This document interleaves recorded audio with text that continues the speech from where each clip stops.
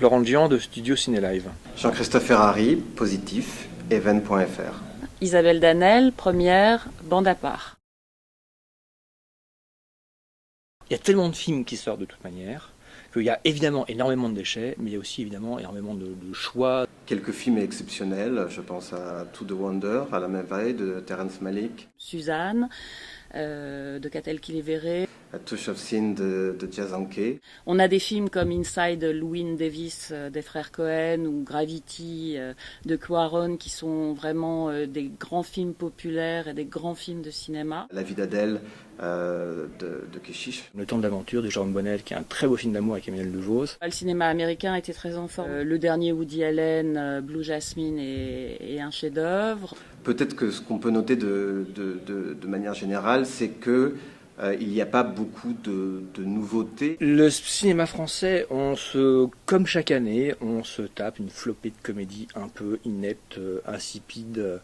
Max, Le Cœur des Hommes 3, Le Stratégie de la Poussette, des choses un peu sans intérêt. On a vu beaucoup de mauvais films, donc on a tendance un peu à se lamenter sur l'état du cinéma.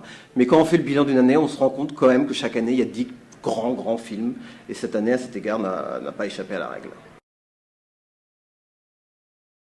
Pour moi, le film français de l'année, c'est Le Temps de l'aventure de Jérôme Bonnel avec Emmanuel Devos et Gabriel Byrne. C'est une histoire éternelle de brèves rencontres entre deux étrangers, deux inconnus. Et c'est un film d'un romanesque impressionnant et d'une justesse, d'une beauté qui fait le bilan des vies et qui questionne et les corps et les cœurs. Et c'est un film qui m'a vraiment totalement bouleversée. La vie d'Adèle, sans doute, ça a été le film de 2013. On se souviendra de 2013 à cause de La vie d'Adèle. C'est un film d'amour incroyable, au souffle hallucinant, joué par deux comédiennes. Bon, après, on oublie la polémique de qui a manipulé qui, etc. On s'en fout, le film est magnifique sur l'écran. C'était pas bien.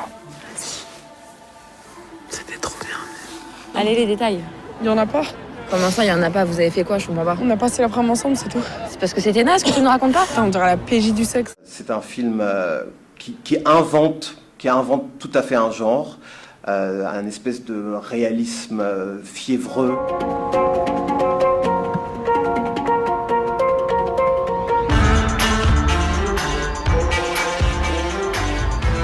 L'enfance, c'est ça, hein. C'est l'âge où vous en sortez, j'espère. C'est l'âge où on n'est pas encore assez mûr, on n'est pas encore assez fort. T'es gênée?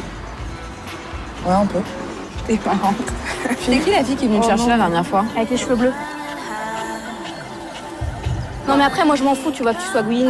Mais le truc c'est que t'es venu chez moi plusieurs fois dormir à poil dans mon lit, tu vois. Là c'est un peu plus dur. Je viens de te dire, je suis pas lesbienne, faut que je te le dise comment? Putain, t'es conne ou quoi? C'est un film qui parle du choix qu'on fait dans sa vie, des classes sociales, d'amour, de littérature. Qui est quelque part entre la sociologie et l'hallucination. C'est un film d'une densité, d'une richesse thématique incroyable. Puis qui réussit un pari extraordinaire, c'est-à-dire de filmer toute la vie d'un être et par extension aussi l'état d'une société et du monde sur un visage. Keshish est un grand cinéaste depuis La Graine émulée, même depuis ses premiers films. Et donc là, il confirme vraiment. Voilà, je trouve que La vie d'Adèle surnage tout le cinéma français. Abdel Keshish m'a, en quelque sorte, un peu rendu la France, m'a redonné le sentiment de ce que c'était qu'être français, à la fois dans ce que ça a parfois de pénible, mais aussi dans ce que ça a de plus noble. Et ça, j'avoue que ça m'a particulièrement ému.